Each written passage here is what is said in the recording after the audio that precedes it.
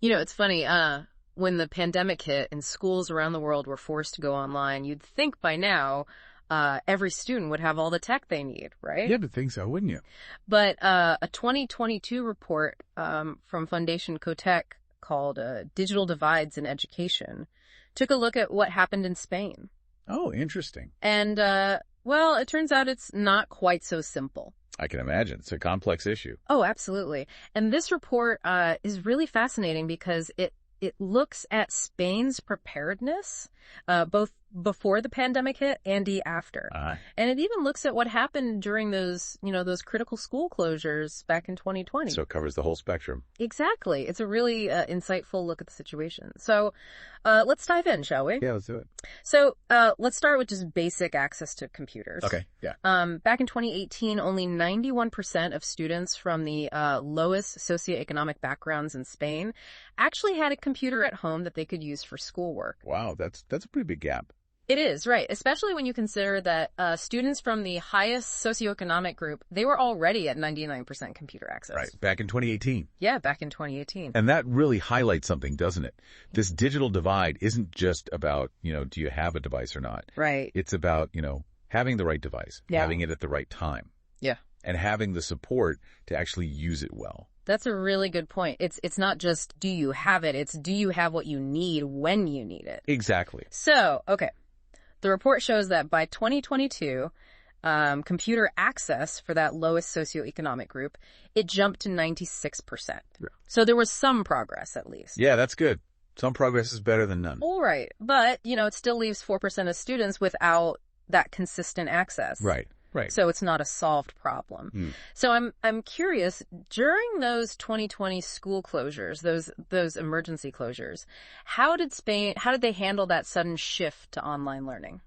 Well, believe it or not, they actually did better than a lot of other countries. Oh, really? Yeah, only 4% of classes were completely canceled and not replaced with some form of remote instruction. Wow. Okay. And that's a huge contrast. For example, in Germany, 30% of classes were just canceled. Wow, 4% versus 30%? That's a big difference. It is. So Spain seems to at least get, a gold star for effort in terms of keeping education going in some form. Absolutely. They were definitely trying to adapt and keep things moving. But I'm curious, what did that remote instruction actually look like? What was going on in those virtual classrooms? Well, that's where things get a little bit more complicated. Okay. Most of the instruction was basically online lectures. Oh, okay. Yeah. Imagine, put yourself in a student's shoes here. Suddenly you're thrust into this new learning environment. And it's mostly passive.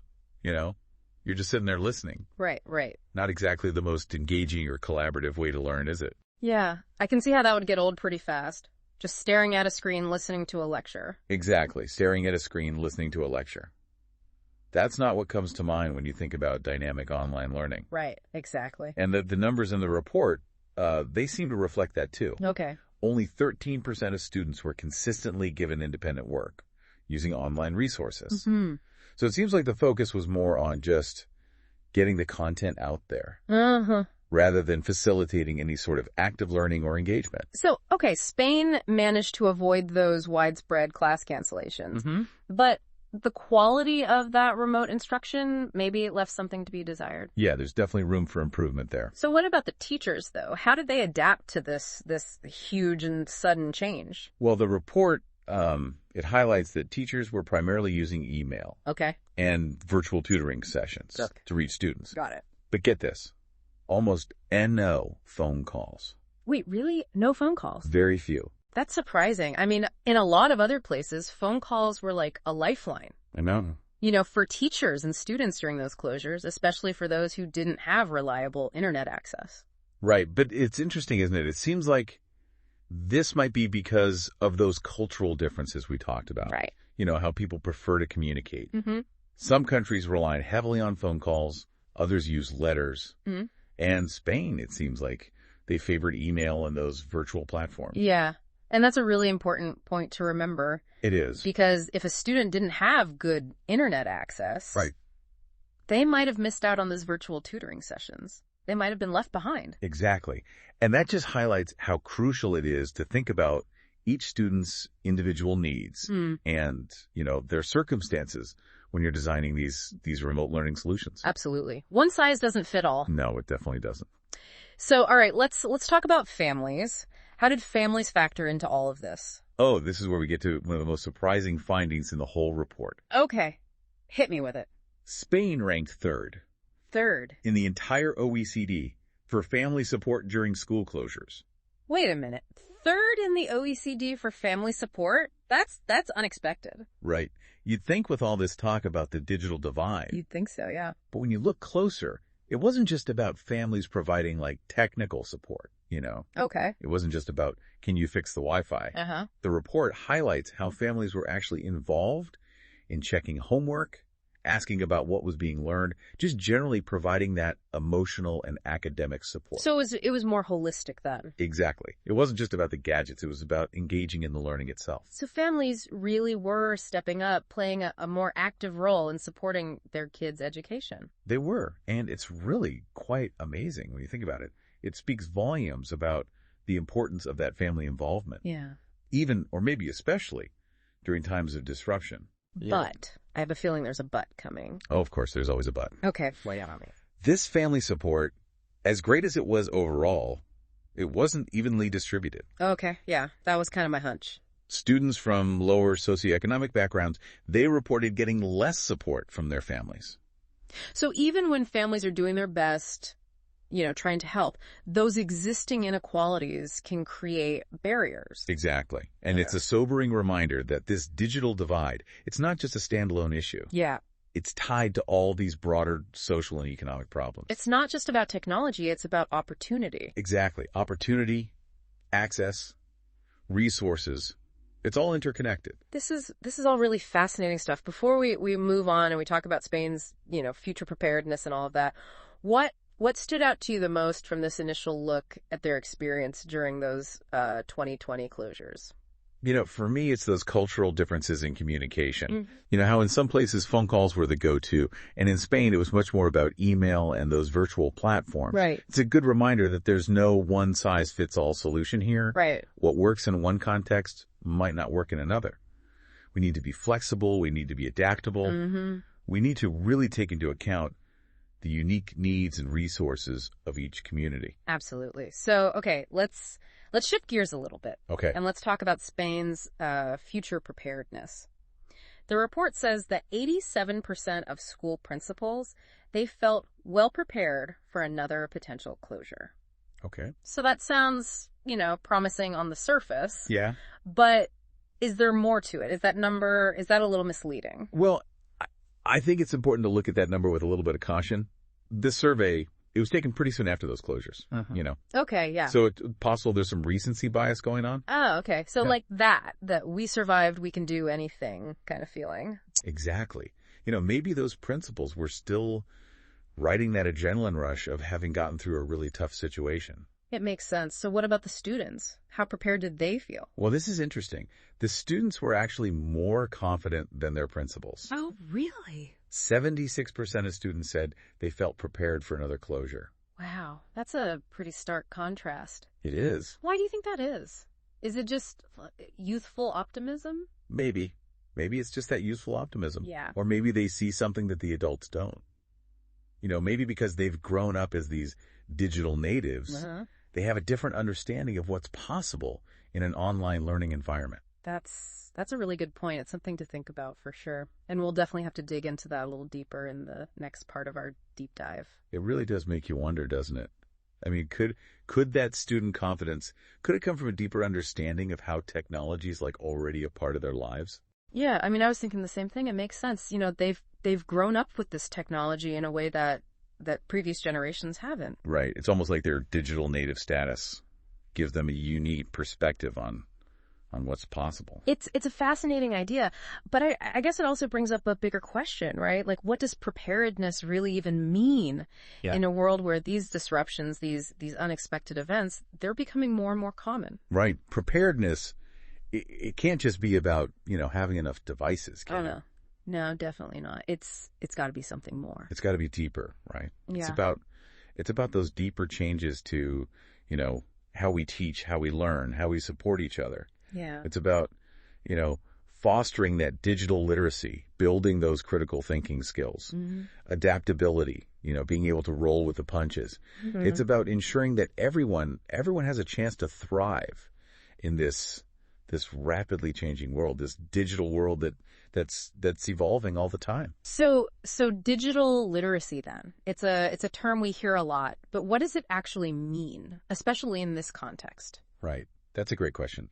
It's more than just, knowing how to use the computer or browse the internet. Okay. It's about being able to look at information online with a critical eye, understanding like how algorithms work, being aware of, those safety issues online, privacy, and even being able to, create things, communicate effectively using digital tools. It's like this whole set of skills and knowledge that's becoming more and more essential. So it's not just about like consuming information online, it's about engaging with it, right? That's engaging right. with it critically and creatively. Exactly, yeah. It's about that deeper engagement. So thinking about Spain's experience then, if we were to give them a grade for their overall approach to digital equity, what would it be? What do you think?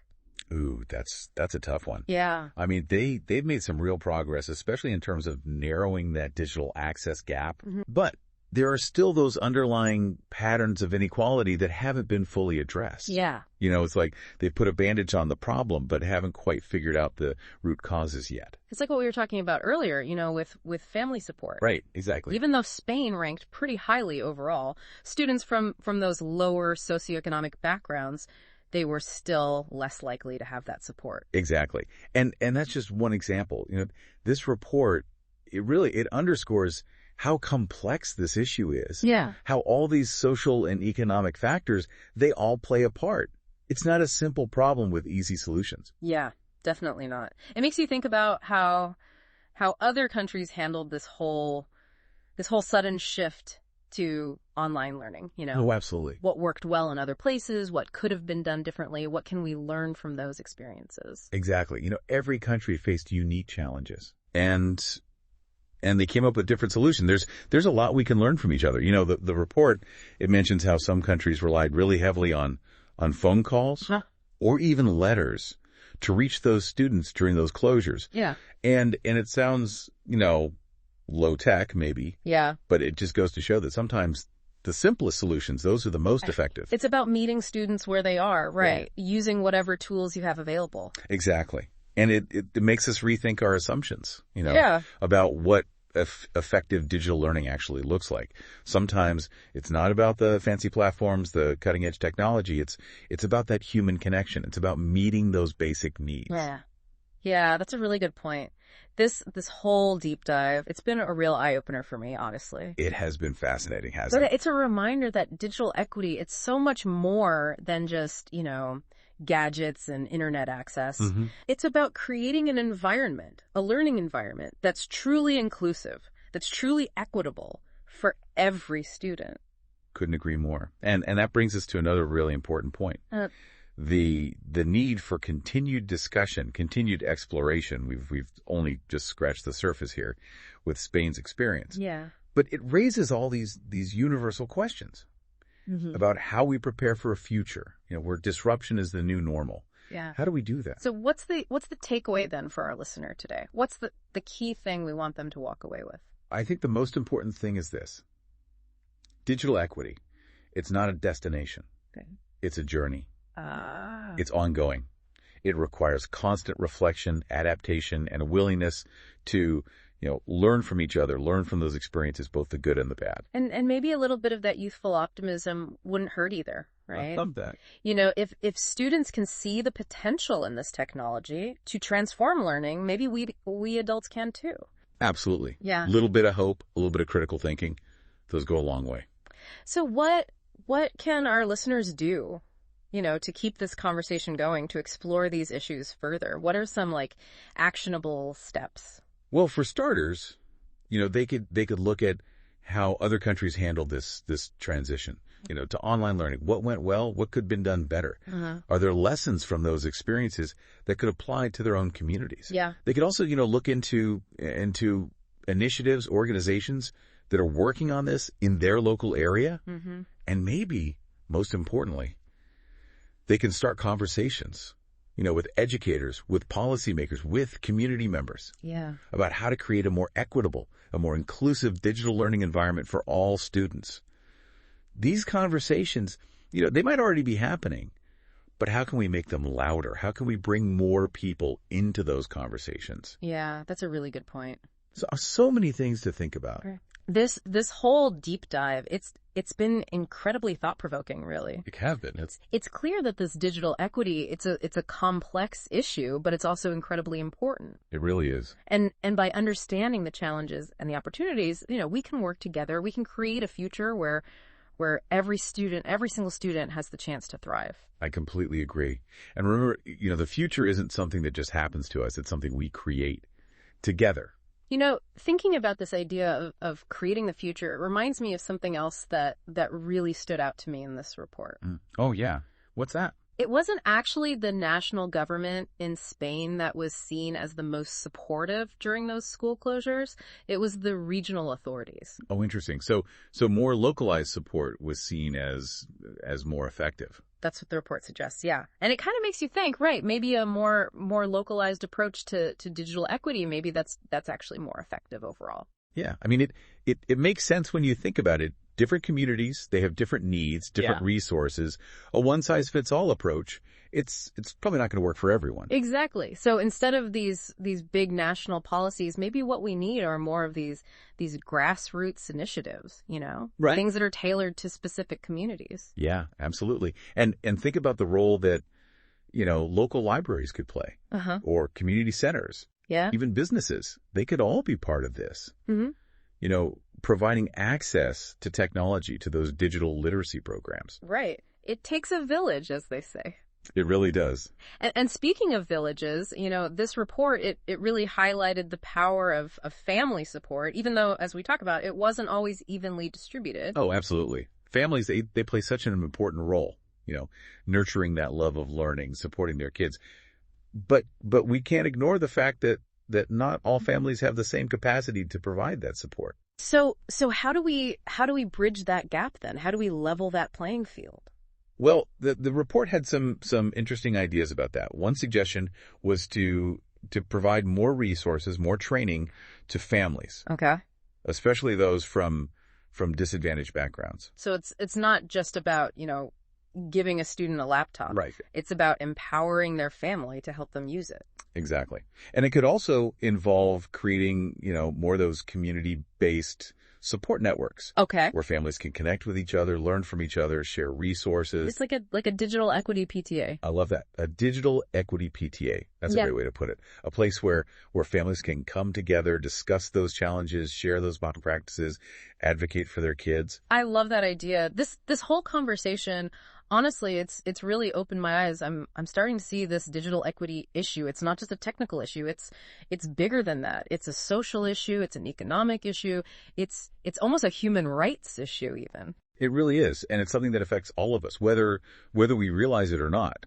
When students are left behind in this digital age, we all miss out. We miss out on their potential, their contributions. Yeah, that's a really good point. So what's the final thought we want to leave our listeners with today? What's the one thing we want them to remember?